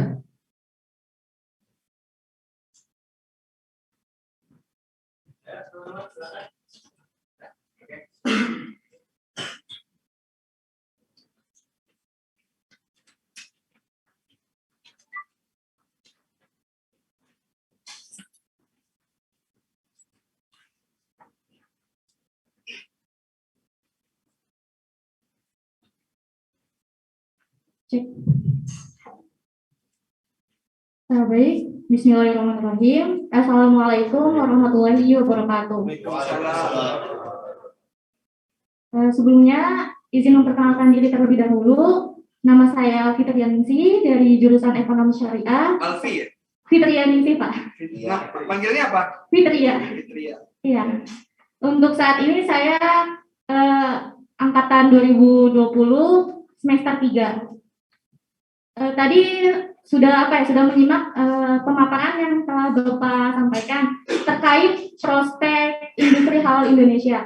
Kan di Indonesia itu sudah prospek Indonesia halalnya itu besar apa? Di sini saya mau menanyakan dari awal mulai muncul brand yang telah diketuai oleh Pak Jokowi itu, ada nggak sih Pak tantangan-tantangan selama dari awal hingga saat ini prospek industri halal ini berjalan gitu, terkait tantangannya bagaimana? Lalu kita selaku mahasiswa di sini, kompetensi apa yang perlu kita tingkatkan untuk kedepannya, terutama bagi kita lulusan ekonomi syariah ini, Pak. Mungkin itu saja yang ingin saya tanyakan. Billahi taufiq wal hidayah. Wassalamualaikum warahmatullahi wabarakatuh. Waalaikumsalam. Langsung jawab atau mau tambah 3? Langsung aja ya. Langsung aja. Terima kasih Fitria ya, luar biasa pertanyaannya bagus Fitria. Pertama ya, beberapa tantangan. Ini berlaku tidak hanya untuk industri halal Fitria, tapi seluruh ekonomi syariah, termasuk yang keuangan juga. Pertama tantangan kita literasi Fitria. Masyarakat kita itu tingkat literasinya untuk keuangan itu masih rendah. Untuk ekonomi syariah juga walaupun ada peningkatan, tapi masih perlu ditingkatkan. Ini data pertama. Survei yang dilakukan oleh Bank Indonesia yang pertama, saya sebut ini. Nanti ada OJK, ada Kemenak juga. Survei yang dilakukan oleh Bank Indonesia di tahun 2019, Fitria, hasilnya 16,3%. Apa artinya? Hanya 16/100 orang yang ada di Indonesia ini yang memahami ekonomi syariah. Ya, apa itu misalkan industri halal, apa itu termasuk dalamnya keuangan sosial syariah, zakat, infak, wakaf dan lain-lain. Ya, 16 orang aja di tahun 2019. Di tahun 2021, karena kita melihat ini, kita kan melakukan strategi, kita punya program juga strategi nasional, bahkan ada strategi nasional peningkatan literasi. Ya, alhamdulillah Di tahun 2021 naik sedikit menjadi 20,1. Artinya sekarang ini 20/100 orang sudah paham ekonomi dan keuangan. Tapi kan baru 20/100. Artinya 80 orang lagi belum paham. Ya, dan itu berbeda dari setiap aspek. Kalau makanan halal tinggi. Tapi kalau udah bicara yang lebih teknis rendah.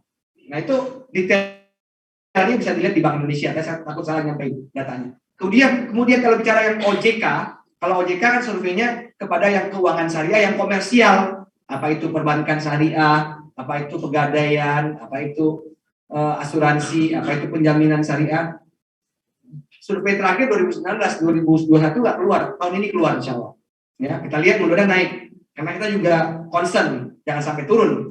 Ya, survei 2019 itu 8,9%. Kalau kita bulatin jadi 9, artinya cuma 9 orang per 100 orang di Indonesia ini yang memahami apa itu perbankan, apa itu asuransi syariah, ya, apa itu pegadaian syariah dengan tingkat yang berbeda-beda. Perbankan tinggi. Ketika udah bicara dana pensiun, rendah banget. Dana pensiun syariah pada nggak ngerti.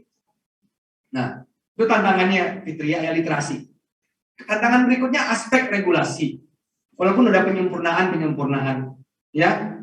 Nah, itu yang kita dorong sekarang, Fitria, sebagai informasi Fitria ini mungkin juga bisa didorong oleh AC-nya di sini nih, ya, supaya menyuarakan. Kalau di DPR itu lebih dengar masyarakat. DPR itu kalau masyarakat heboh dia dengar. Kalau ya yang viral dia harus dengar. Tapi kalau pemerintah yang ngomong nggak didengar. Justru DPR itu pemerintah berani dia kan memang tugas ngawal ini kan, takutnya sama masyarakat. Ya. Sekarang ini dalam prolegnas sudah masuk 2 RUU yang berkaitan langsung dan tidak langsung dengan ekonomi dan keuangan syariah. Yang paling langsung adalah RUU ekonomi syariah. Ya. Yang tidak langsung RUU pengembangan dan penguatan sektor keuangan. 2 itu. Prolegnas harus didorong jadi prioritas. Sebelum habis 2024 ini harus disuarain terus. Kita berharap tahun 2022 ini dibahas. Saya udah sowan-sowan ke DPR. Diayain tapi nggak masuk. Iya, tapi nggak. Ini kayaknya masyarakat ya harus yang dorong gitu. Ya. Nah, RUU ekonomi syariah itu kenapa harus ada? Kita punya UU zakat, ada UU wakaf, UU perbankan syariah, UU surat berharga syariah negara, UU jaminan produk halal, ya, sektoral, dan ada bolong-bolongnya. Yang keuangan contohnya, perbankan aja yang baru spesifik. Asuransi masih numpang, syariah masih numpang, ya. Dan yang lain-lain banyak belum di-cover. Nah, kita pengen punya satu undang-undang payung, ya, yang mengcover kekurangan-kekurangan ini, ya. Undang-undang payung itu disebut RUU. Kita harapkan ya sekarang ini namanya masih rancangan RUU ekonomi syariah. Naskah akademiknya udah ada, tinggal dorong DPR supaya cepat dibahas. Nah, itu udah bukan faktor akademis lagi, tapi faktor politik. Nah, itu harus didorong.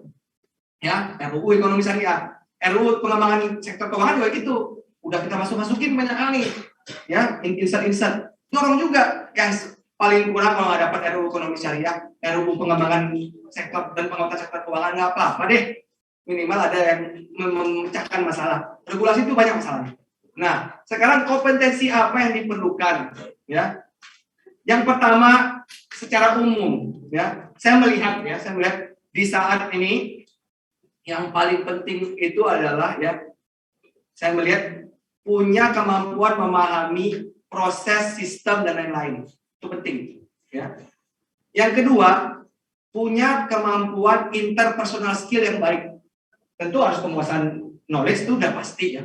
Penguasaan knowledge tapi tidak punya interpersonal skill yang baik. Bahasa kerennya kurang silaturahim. Kurang gaul lah kalau kira kurang silaturahim, kurang ukhuwah, kurang gaul. Nggak laku. Mau IP juga 4, Benar apa ketua? Mau IPK 4 gitu ya, tapi nggak bisa bergaul sama orang, nggak bisa kerja dengan tim, dipakai nggak Pak Ketua? Nggak dipakai. Ya, udah wawancara juga gitu. Ada tuh waktu wawancara dulu kita ngomongin, ini anak pintar banget, tapi ketahuan nih, ntar gue yang diatur sama dia nih. Dia nggak mau denger nih, nggak jadi pakai. Bisa bekerja dalam tim, tapi saya rasa kan semuanya udah kerja tahu lah ini. Ya nggak, kalau nggak bisa kerja dalam tim dipakai nggak di pekerjaan? Nggak dipakai. Nah, saran saya lagi, satu lagi, bahasa mah harus mah, ya. Saya melihat tentu dia rezeki dari Allah. Tapi kenapa alhamdulillah saya diberikan rezeki oleh Allah, pernah ke Bahrain, pernah ini, ya alhamdulillah pernah mondok itu. Ya. Jadi bisa bahasa Inggris, bisa bahasa Arab dikit. Kalau nggak bisa bahasa jadinya nggak ada gimana mau pintar tapi nggak bisa bahasa, gimana cara yang mau nyampein ya. Jadi harus bisa bahasa itu kok satu hal yang penting. Nah, satu lagi yang tadi itu yang ukhuwah itu penting banget. Semakin banyak ukhuwah, jadi orang tahu nih. Kadang-kadang kita nggak pintar-pintar amat, tapi ukhuwah kita bagus, orang suka. Ya, kalau bodoh ya susah juga sih. Harus ada pintar-pintar juga dikit gitu. Ya, tapi nggak pintar-pintar banget nggak apa-apa. Tapi banyak ukhuwah. Nah itu kuncinya itu. Mungkin itu jawaban saya, Fitria. Makasih ya Fitria ya. Ya mungkin dari yang lain ada yang ingin tanya? Itu dari belakang. Mungkin maju.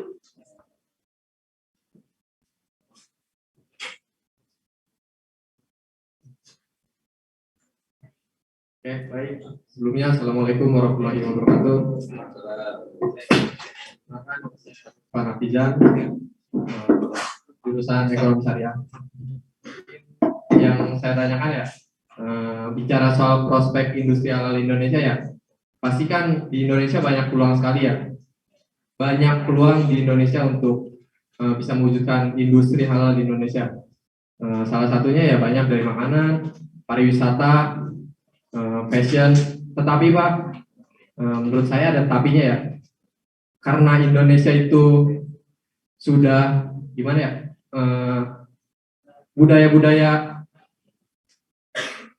karena budaya penjajahan Indonesia itu sudah melekat di Indonesia ya Pak. Banyak ya anak-anak muda itu menggunakan ya style fashion ya kelas-kelas Eropa mungkin Pak ya.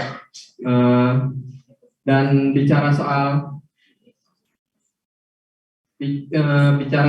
yang tadi Bapak bilang kan, tantangannya juga, dan bangsa Indonesia dan orang-orang Indonesia itu literasinya kurang. Dan menurut saya yang saya pernah baca Pak, di negara-negara Arab itu ekspansi kapitalisme itu udah mulai masuk Pak. Bagaimana Indonesia bisa menghadapinya Pak? Sedangkan bangsa Indonesia sendiri itu aja masih baru dengan ekonomi syariah lah. Nah gitu Pak. Baik Pak, terima kasih. Assalamualaikum warahmatullahi wabarakatuh. Waalaikumsalam warahmatullahi wabarakatuh. Lutfan, betul sekali ya Lutfan. Yang pertama ya, saya juga melihat ada ekspansi yang bahkan di Bahrain saya tinggal itu. Makin lama ada barat-barat itu makin kuat. Di Indonesia juga ada ya. Cuma seperti saya bilang tadi, fashion contohnya. Sebenarnya yang namanya pakaian itu yang selama kita menutup aurat kan sah saja. Mau pakai Pakistan tuh modelnya saya ingat tuh kayak gini, ada begini. Yang pakai top itu orang Arab kan, ya. Kemudian ada yang model-model selama kita mengcover aurat sah aja mau gimana modelnya. Asalkan jangan yang tidak mengcover aurat gitu. Ya, nah, memang itu benar ada budaya penjajahan ya yang style Eropa itu tidak hanya penjajahan, sebenarnya sih dunia global ya kali ya. Sebenarnya memang perang sih, yang hijabers muncul, yang buka-bukaan juga muncul juga, ya, bener ya gitu ya.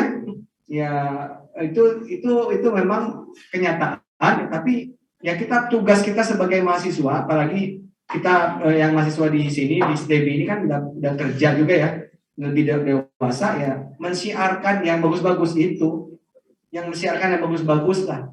Kita tetap mempromosikan yang baik-baik. Paling kurang nih saya mau setelah hadir acara ini, apa yang bisa dilakukan oleh Pak Lutfan dan teman-teman. Pertama, udah punya rekening bank syariah belum? Nah, yang belum ada, nggak apa-apa. Habis ini buka rekening bank syariah. Langkah nyata. Ya, langkah nyata. Langkah nyata yang kedua, kalau belanja bantulah UMK. Ya, belanja sama UMK, apalagi yang sudah tersertifikasi halal. Ya, kalau kita belanja ke mereka, walaupun sedikit mahal, nggak apa-apa. Ya, mahal karena mereka kecil.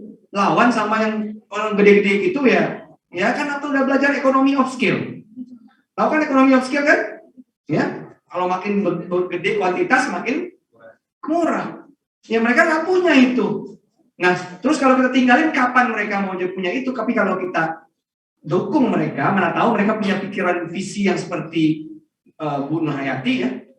Dia punya ekonomi skill sekarang. Emang Wardah dulu punya ekonomi skill? Enggak juga. Tapi karena kita dukung rame-rame, kita beli ke dia, jadi gini, mereka punya ekonomi of skill.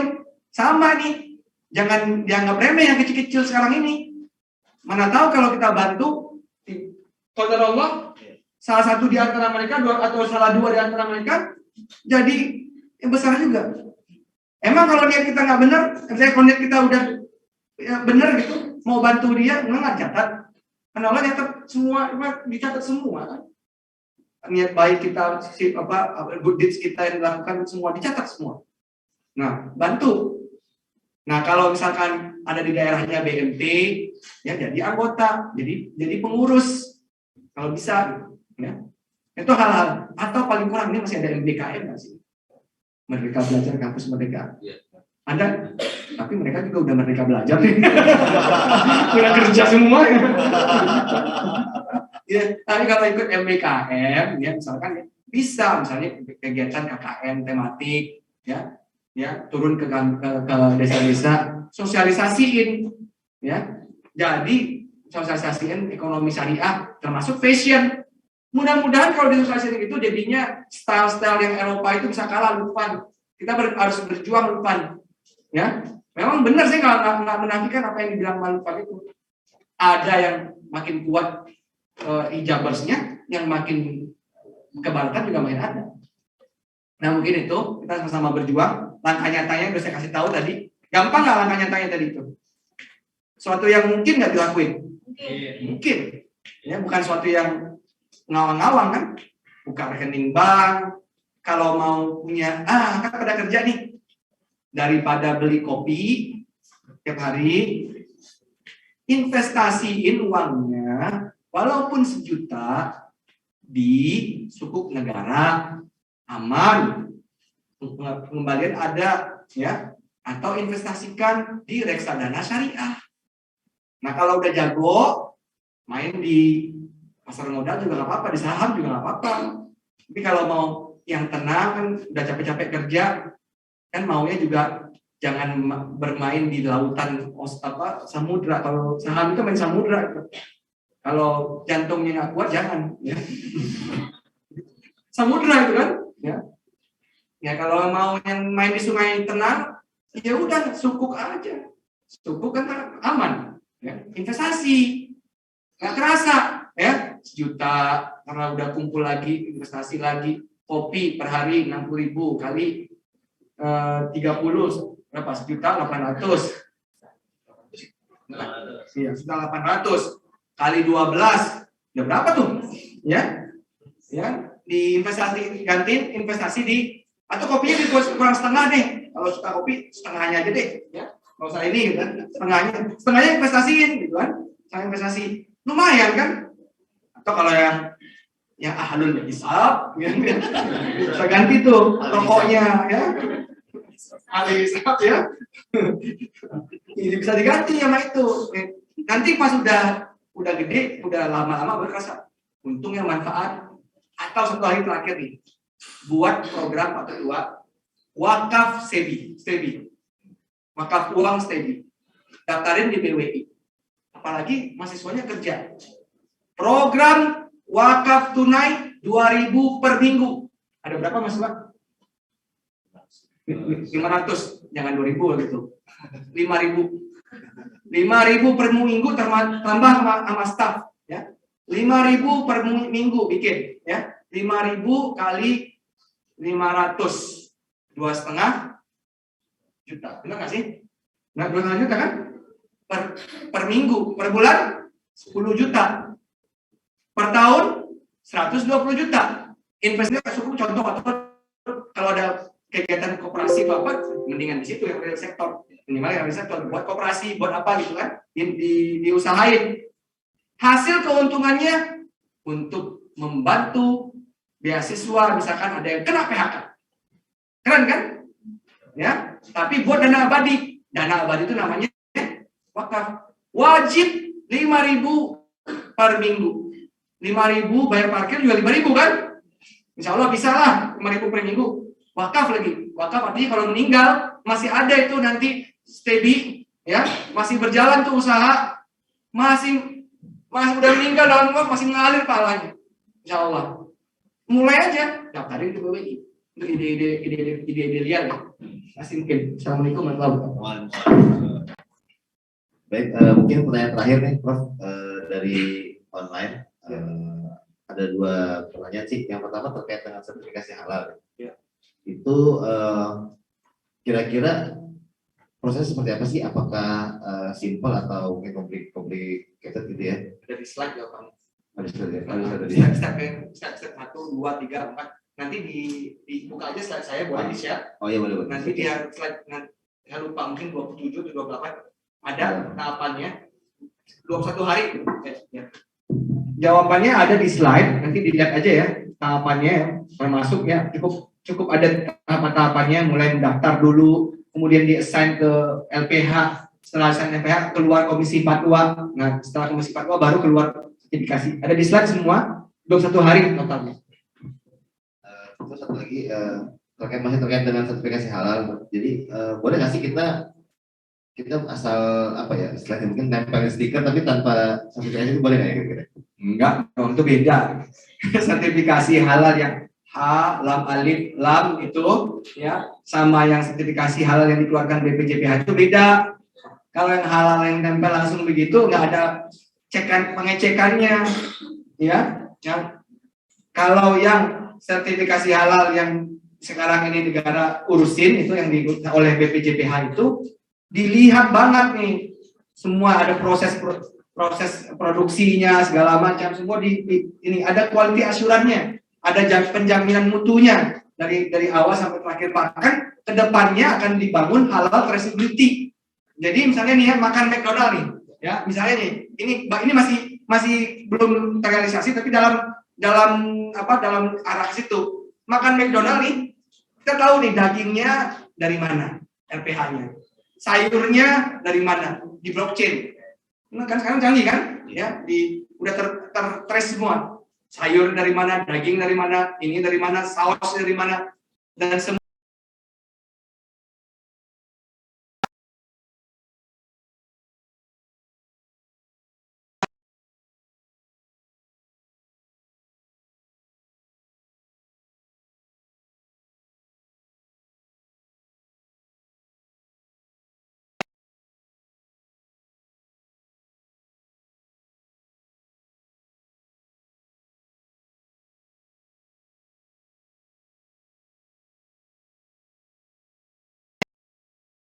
Sebelum kita tutup ada closing statement dari Mas Sultan Emir Hidayat, terutama khususnya Mas Rumsani bagi generasi muda ya, yang baik yang secara offline maupun yang secara di online itu. Pertama, saya ingin mengucapkan terima kasih pada Pak Ketua, Pak Wakil Ketua, Bapak Ibu semua yang hadir ya. Saya rasa ini suatu forum yang baik, tetapi saya dan Ustadz Dona ini waktu di pesantren ini diajarin mahfuzat. Ya, al ilmu bila amalin kasyajari bila amal. Ilmu yang didapat tapi tidak diimplementasikan sama saja seperti pohon yang tidak ada. Artinya habis dengerin ini ya, habis itu nggak berbuat apa-apa, sayang sekali. Saya juga berharap begitu. Kenapa? Mudah-mudahan kalau saya bisa mendapatkan niat yang ikhlas. Kalau Anda terapkan tabungan juga buat saya. Karena kan ada 3 kan yang nggak putuskan, sedekah jariah, ilmun yuntafa'u bih katanya gitu kan, ilmu yang bermanfaat gitu kan. Ya. Jadi saya berharap juga. Tapi sama juga ada. Anda habis ini nggak berbuat sesuatu, nggak pada buka rekening bank syariah, nggak berbuat sesuatu ya pokoknya, percuma. Maka do something. Karena yang pemenang itu adalah player. Siapa yang suka bola? Suka bola nggak? Klubnya apa favorit? Madrid misalnya ya. Madrid kan paling banyak menang champion ya kalau nggak salah ya. Benar nggak? Emang yang ngangkat piala itu kita fans. Yang angkat piala siapa? Player. Makanya Indonesia mau jadi apa? Pemain utama global. Kalau mengangkat piala nanti jadilah pelaku. Nggak usah dreaming yang gede-gede, mau bangun kawasan industri halal. Pelaku itu cukup buka rekening bank syariah, cukup tadi lakukan hal yang kecil-kecil yang saya contohkan. Itu aja. Assalamualaikum warahmatullahi wabarakatuh.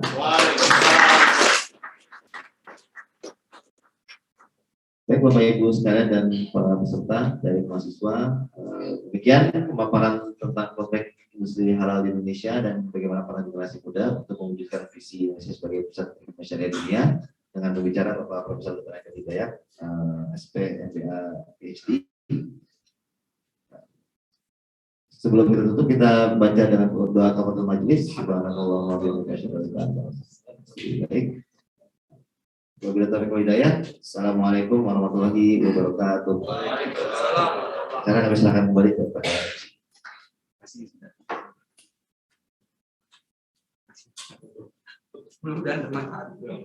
izin buka masker. Sekali lagi berikan tepuk tangan yang meriah untuk Prof. Sultan Emir Hidayat. Dalam bayangan kami, kalau membahas ekonomi syariah itu kayak orang pengajian gitu. Mungkin agak membosankan gitu. Ternyata sangat menarik, apalagi dengan pembicara yang profnya itu, orang bayangin prof biasanya kan udah berumur gitu ya, tapi ini masih muda, masih ganteng. Saya itu asosiat profesor. Asosiat ya, kita doakan segera. Tapi jangan doa aja ya. Amin, amin ya. Baik. Jadi sangat menarik ya, masih muda, masih ganteng, menggebu-gebu gitu ya. Jadi teman-teman yang di belakang saya lihat terpesona gitu.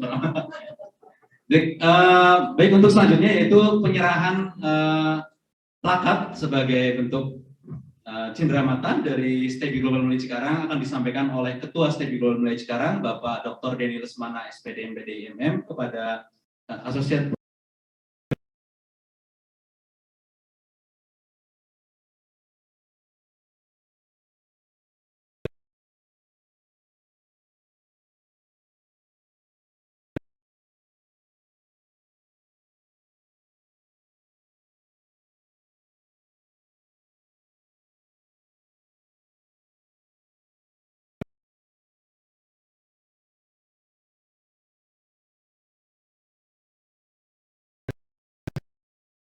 Alhamdulillah, sesi seminar kali ini sangat bermanfaat untuk rekan-rekan semuanya yang hadir di kampus Steby Global Mulai Cikarang maupun kepada rekan-rekan yang mengikuti via link Zoom ya.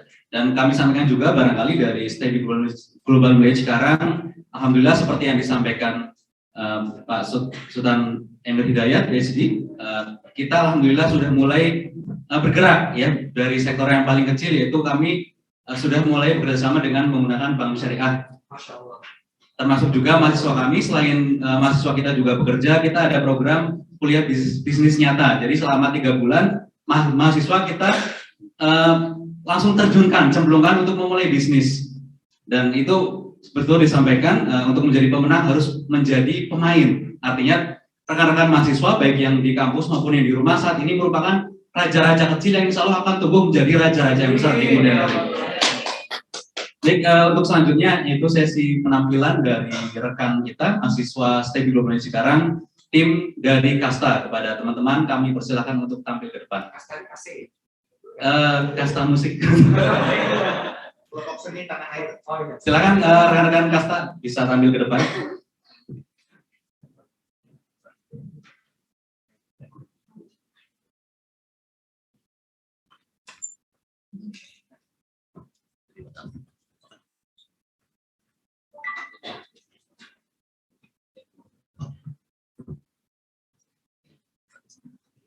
ya Pak.